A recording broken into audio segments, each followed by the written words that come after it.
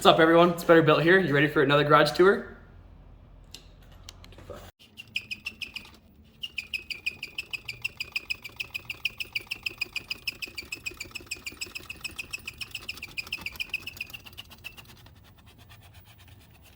Better Built here.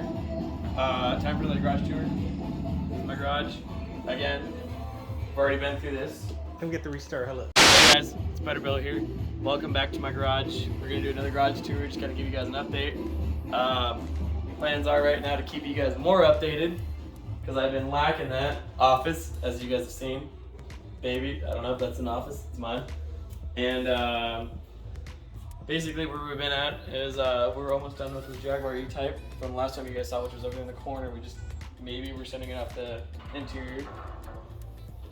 It's got a 3.8 liter triple SU Jaguar motor in it, kind of mildly restored, not 200%. Just got it back from interior actually. So all this has been redone completely. We're gonna finish wiring it up. The center console is actually done. Part of it's right there. So yeah, like I said, we're in the middle of rewiring it. Customer's very anxious to get this thing back, so we're gonna push through here very soon to get this thing done. Maybe we'll do a video of us driving it out, or finishing it, or doing a final start or a pre-start on it. Actually, you should look at the other side. It's got headers and all sorts of crazy things. So check this out. Full stainless steel, triple tri-wise all the way down, or just tri-wise all the way down. They should sound pretty good. They're stainless steel all the way through. What kind of tires are we running on this thing? They're done wearing off. They're Verdsteins. Yeah, Verdstein? Sprint Classics. Whatever that means. Definitely Sprint Classics. Okay. Done with this. On to the next. Ooh, should we save the best for last? I think we should. Next thing. This thing. I know you guys have seen this in previous videos. Some of you guys. Hopefully there's more of you that pay attention to this car because it's like a very rare, one of a kind, 1957 Packard Supercharged. And there's only like, don't quote me, like 500 of these things that were ever built supercharged. There's probably thousands of these Packards in a station wagon with 289 V8, which, by the way, this is half Studebaker. So it's got basically a Studebaker drivetrain in it. And some Studebaker similarities throughout the vehicle, mostly the interior is Studebaker. Exterior is 90% Packard. And then this is one of the rarest of Packards, but Packard sold off in 1956, 1957 to Studebaker, and that's why it has all the Studebaker parts in it. So this is one of maybe 500 or 700. I think 741 is the exact number, I'm not sure. That has a supercharged 289 in it. This motor is built, warmed over, Cryer cam, scat crank, J rods, J pistons, stock valve train for the most part, just a little bit bigger valves, port matched and ported intake and heads, and stock carburetor, stock supercharger, and some things that set this car aside from others. Obviously, it does not look as original as it would from the factory because it is not gold with white. It is white with blue now, like a powdered blue, and this is a glove white. Another thing that sets this thing aside from the original car is that this little boat wheel right here, this little guy, that's no longer brass plated. That is 24 karat gold plated. That's how we roll around here. We don't want brass, we want gold. Makes it look a lot better, makes it worth a lot more, pisses people off. Another thing, aside from the gold star on the front, we do have tempered tinted blue windows in this car. So each window in this car is actually tempered tinted blue with a polished edge. So for a glossy, seamless, elegant look, we do have smooth windows in this car that are actually blue tempered. So there's no laminate, there's nothing, it's just blue glass.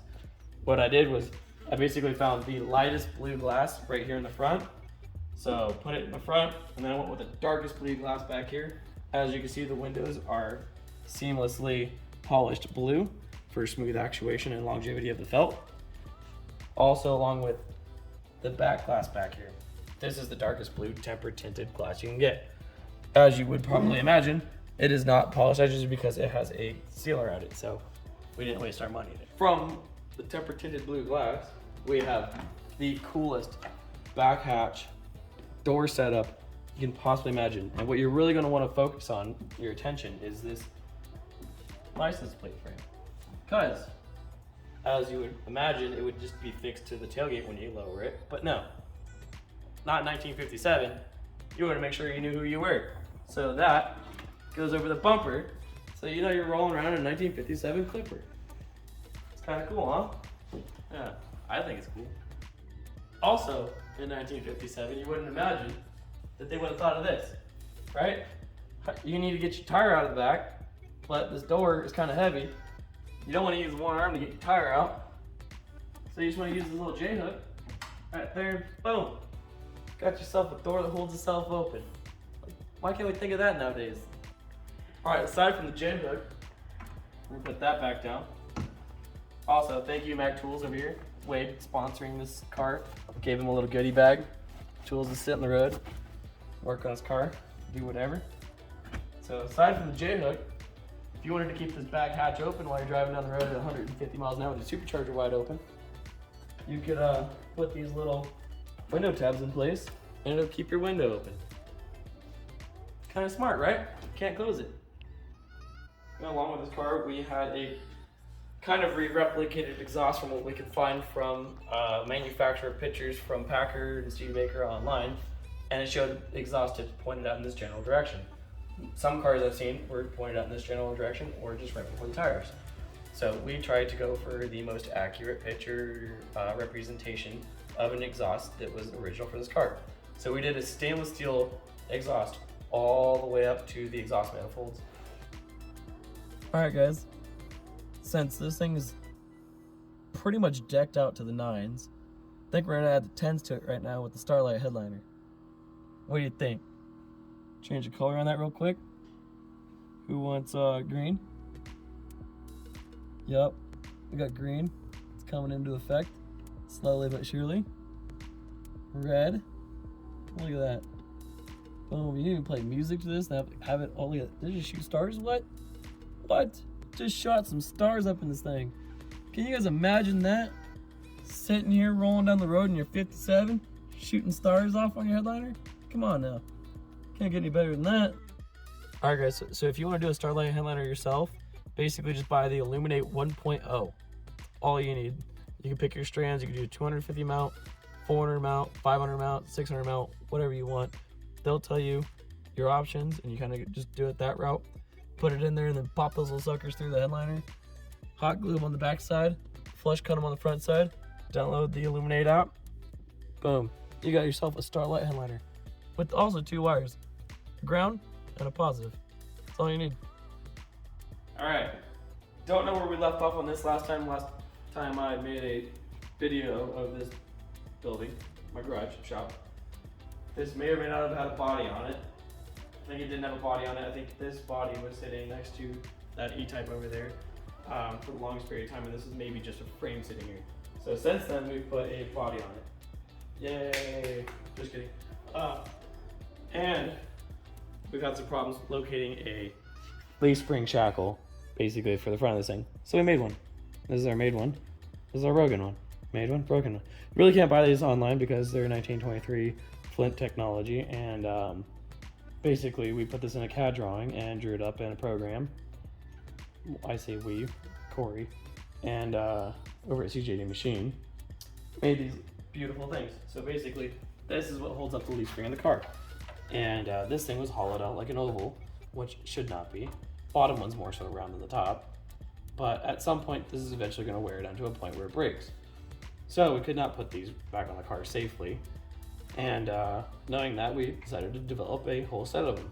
So they're perfectly oval, just like the old ones would have been, but we did not put a stamp on it.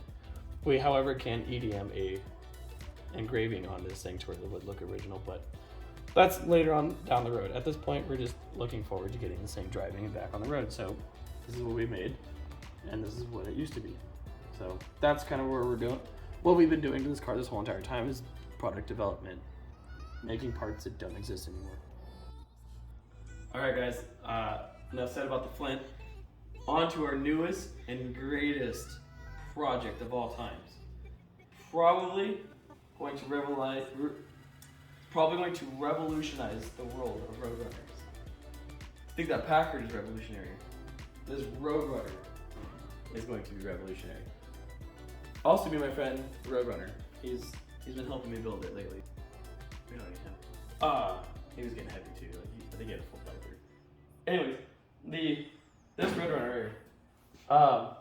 This car was bought and purchased by a customer, and he brought it to me, and he said, "Let's make 20 grand with it." So I convinced him to spend quadruple that amount on this car to make double the original amount that he wanted to make. So, hoping this works out. Should work out. Don't see why it won't work out. So since this car is coming into my life, basically, we didn't know what we were gonna do with it. Talked about Hellcat swapping it. Not only did we talk about Hellcat swapping it, we decided to Hellcat Red-Eye swap it. So I have a Hellcat Red-Eye sitting in there with maybe 700 miles on it. Got a transmission, automatic. I don't even know what comes in a Hellcat. 6-speed, 8-speed, I don't know, you tell me. Put in the comments below. Or the same that comes with a Hellcat. It's a 2020 Hellcat Red-Eye engine. This is the Roadrunner for that engine now. So, now that we have an engine, now that we have a Roadrunner, how do we make them work? I made the best call of my life to Speedtech Performance, which I am now a wholesale dealer, installer, and manufacturer for. So if you guys need any parts through Speedtech, please go through me, and I will guarantee you the best prices on the planet and the best quality of work on the planet. And if you want me to install it on your car, I will guarantee that too. I can do that. So right now we purchased the Extreme Track Package suspension from Speedtech Performance. Comes with sheet metal to do all your inner fender work for the widest tires you could possibly put in the front of this thing. Comes with a front substructure. Comes with motor mounts. Comes with trans mounts. Comes with shock mounts. Comes with shocks. Comes with brakes. We upgraded to the biggest 6-piston bare brakes you could possibly buy for this car. Because who wants a 4-piston Willwood? Come on now, guys. And then we're going to paint this thing super dark purple plum. We might make this little guy ride a Hellcat. We might make a Hellcat chase this little guy. We might make a Hellcat back in the back strap with a Roadrunner in the front. We don't know what we're going to do yet. If you guys got any ideas, put it in the comments below. That's all you got to do. Also, don't forget to follow. Come on now, this is going to be sick. You guys want to watch this? Let's build it. Let me know if you guys want to see any particular videos on us building this car. As you can see, we've already gone to this point. We do have some videos of us installing the subframe and doing a bunch of work to it as well. QA1 has provided the shocks for it. I believe QA1 also owns Speedtech Performance, a recent purchase. Keep it on the down low. Yeah, I mean, this thing is going to be pretty wicked. Maybe small sub cage in the car. Maybe do the full interior as like a modern Hellcat would look like, or maybe even just keep it original. We don't know. Let us know in the comments below. Maybe we might even change the color on it. Give us a color idea. Let us know. Just give us some ideas. We don't know what we're doing. We just got parts. We're putting them together. We're still working on it. Let's make it happen. Let's make a dream come true for the world. Roadrunner, Hellcat, name. We need one of those too. How do we know what to name it? We don't know. Put a comment below. That's all I gotta say. All right, into my engine room.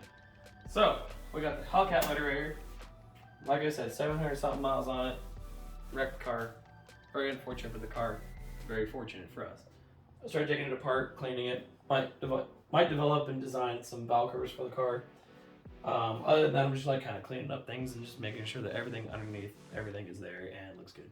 So, aside from that, the other one of our biggest and greatest projects that we've had here, I don't know if you guys remember the red E-Type. I had a 1966 red E-Type convertible in here, and we tore the whole car apart. It's basket case. It's really bad. So the car is being reconstructed to be as original as possible at the body shop over at Loose Cannon Customs. In the meantime, we've decided that along with this car, we might as well build 2 cars if we're going this in depth. However, the second car that we're building is going to be very, very unique. I don't know if I should tell you guys in full detail of what we're doing. It is going to be another one of one, kind of like the Roadrunner, but more badass. It is going to be another E-Type. It's going to be more on the lighter side. I'm going to give you that much of a hint. Anyways, as for that, this was the engine that came out of the Red 66 E-Type. And we sent it over to Team CJ Works, and they basically did the stage 2 rebuild on it, which I believe is advertised to be 400 or 420 horsepower. Not too sure, but they completely went through that entire motor. They ran it. They sent us a video of it running, so we know that is a good engine. However, sadly for the Red 66 E-Type, we are not putting that in that car. We're going to be putting that in the lighter E-Type. And I keep saying lighter for a reason. Hope you guys pay attention to that. So that's the motor for the lighter one. So we're going to be looking for another 3.8 or 4.2. This is a 4.2 by the way. So we're going to be looking for another 4.2 for the 66, just leaving it bone stock and kind of refurbishing it. So that is for the lighter car. All right. So you saw that engine for the lighter E-Type.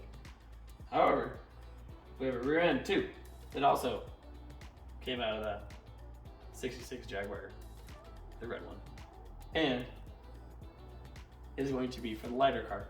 So we've done the Koni coilovers in it. They're adjustable, and we've rebuilt this whole entire rear end, pistons, calipers, rotors, inners, outers.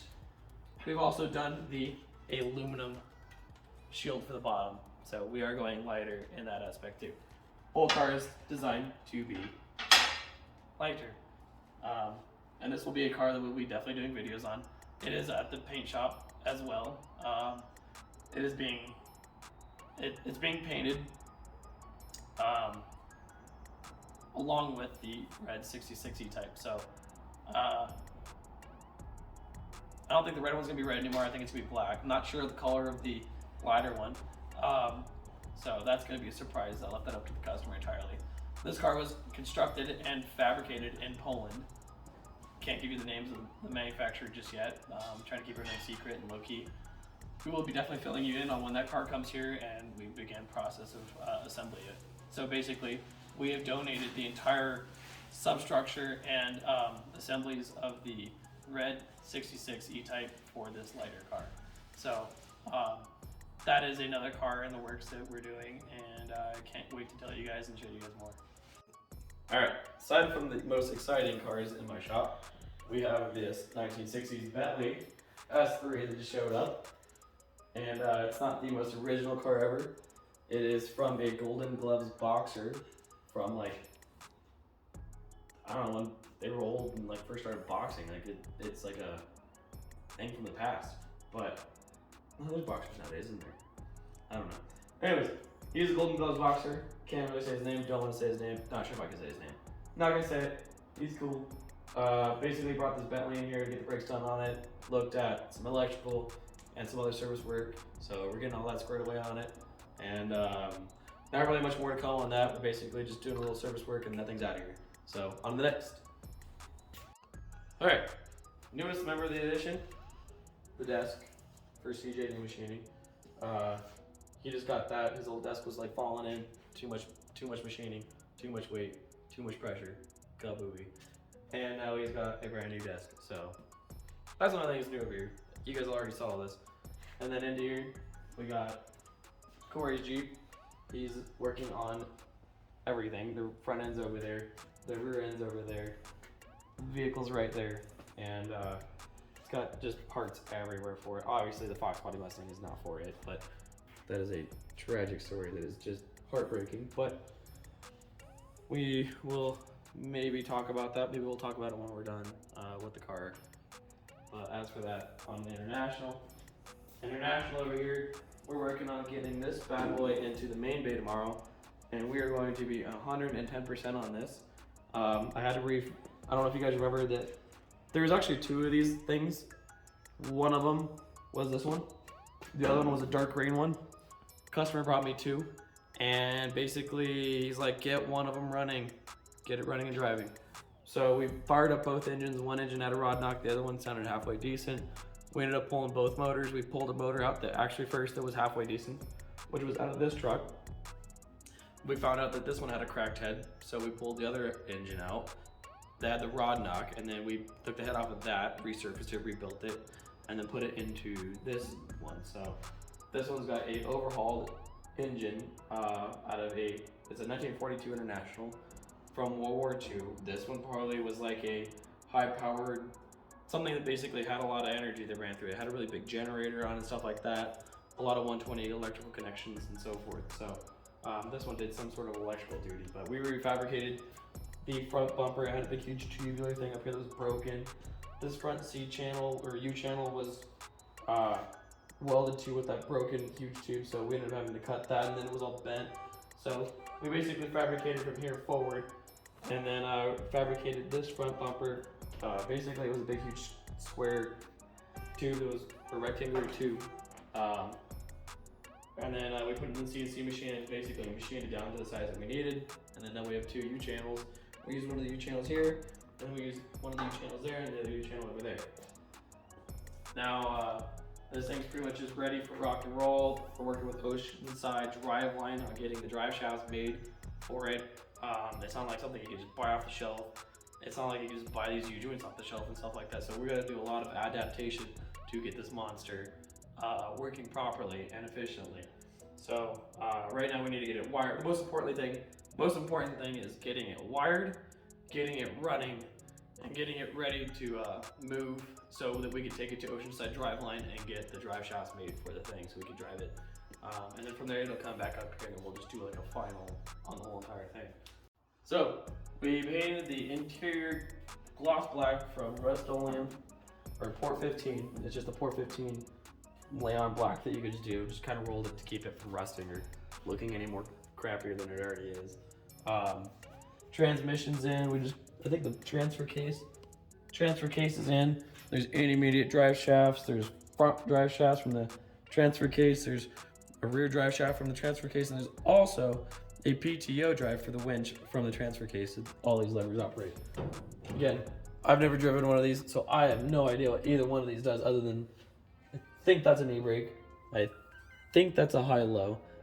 I think that's four-wheel drive high. I think that's four-wheel drive high-low. I don't know. I really do not know until I drive this thing. We had San Diego Speedo rebuild the dash cluster in this thing. They actually did not rebuild it. They just found something that was compatible and looked way original and works. So back then these things didn't have a key. They just had a flip switch, and then they had a push start pedal on the firewall that you would push with your foot and it would start the car. So we've incorporated the key in this thing, and we might keep the foot start switch. I think we're obligated to keep the foot start switch. It's kind of like a freaking heritage to this thing. So we're keeping the foot switch, we're keeping the key. The key is just gonna be an on-off kind of thing, more or less. And then we fabricated a fuel mount right there in the back paneling. That way you don't have to fill underneath the seat and get gas all over the interior and stuff like that. So it's gonna have an exterior remote filling thing for the fuel. So, and this is the alternator. As most of you hot rodders would know, this is a GM PowerMaster 120 amp, one wire alternator adapted to a large, I didn't want to say ass, but I didn't. Large V-belt pulley that I adapted onto this GM1 wire. Ask me how I did it. I unbolted it from the old one and I bolted it on the new one. Super easy. It's amazing how this world thinks this is like the most complicated thing to do. It actually might be really easy. Just gotta try it, take it apart, figure it out. This is our battery mount that we're about to mount to the firewall. A lot of the wiring for this car came from Panless. It's just a full extra length, basically 21 circuit wire harness. It's just it's universal. Just everything's written on the freaking wire. Everything's written on the wire, and basically you just route the wire to where it needs to go, and then you trim it, and then you secure it. Super easy. Then we got to work on windows and stuff like that. So we're trying to get this thing rocking and rolling. We have been pushing it off on the back burner mostly because it is in the back section here. It's hot, sucks. Don't work on it. Up here, working on a gym. Haven't got that far in life yet to finish it. Everything does work. You can bench. You can run. You can bench it. I say you can run. You can run. I think you could bench. Yeah, that's about it. Anyways, and then you remember my Cobra. It's like kind of sad story at the moment because a difficult situation in life, but it is sitting here. Still have it. Still want to finish it, but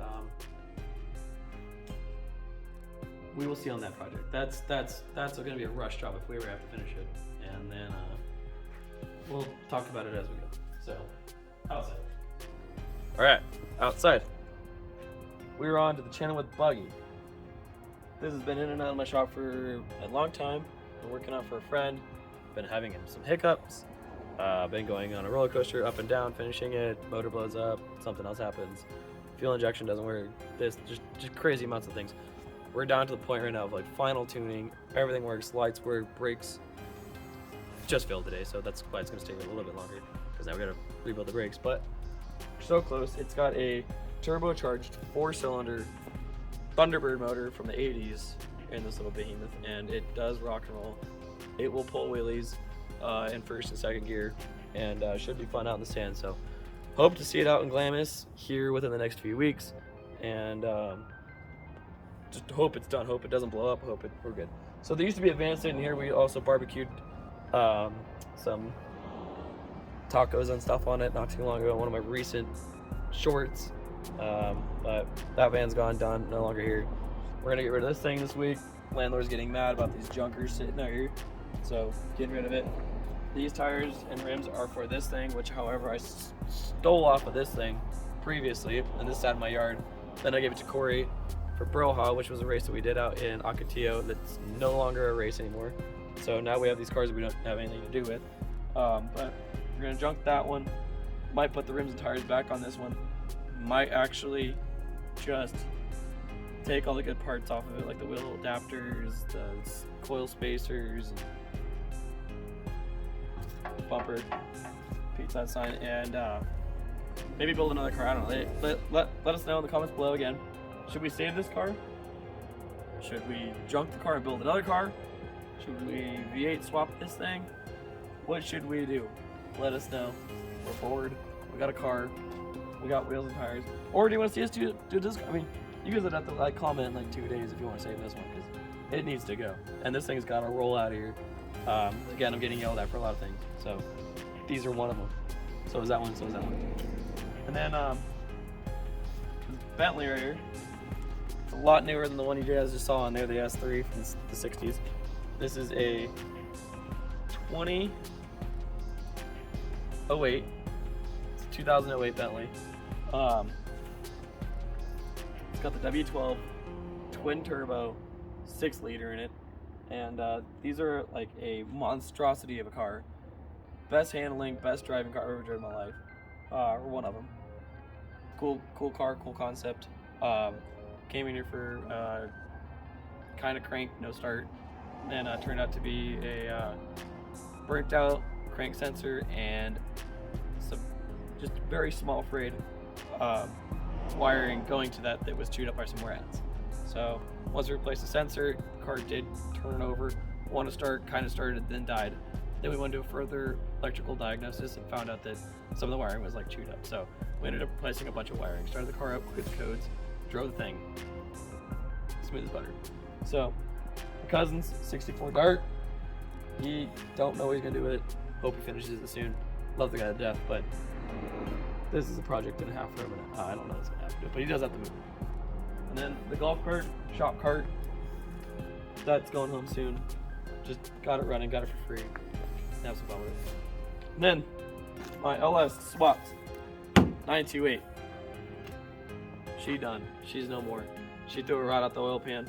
My buddy and I and his Razor, we were trying to do like this video where the Porsche is going down. His RS1 Razor was doing donuts around me as we were going down this hill, and then it got to the bottom, and he ended up doing some donuts. Of course, I just can't sit there and watch him do donuts. I jumped in these donuts and we're head to head. We're going fast. He's going a little faster than I can. I'm in second gear. I'm already at like 7,000 RPMs, and I'm pushing at in second gear at 7,000 RPMs. So he tends to go a little bit faster than I can. I just smacked it to 8,000 for a while, and it just went. So it's for sale. Anybody wants it, let me know. Otherwise, it's just gonna stay here until I find funding. But other than that, that's it for the shop tour. These are all the projects you guys see. Hopefully you guys are excited for at least the main two. Hopefully you guys are excited for the main two, the Roadrunner and the Lightweight. Obviously the Packard's done, and we have always something new coming in. So we don't know what you're gonna expect next. Let's just put it that way. Thank you. Have a good time. See you guys next time.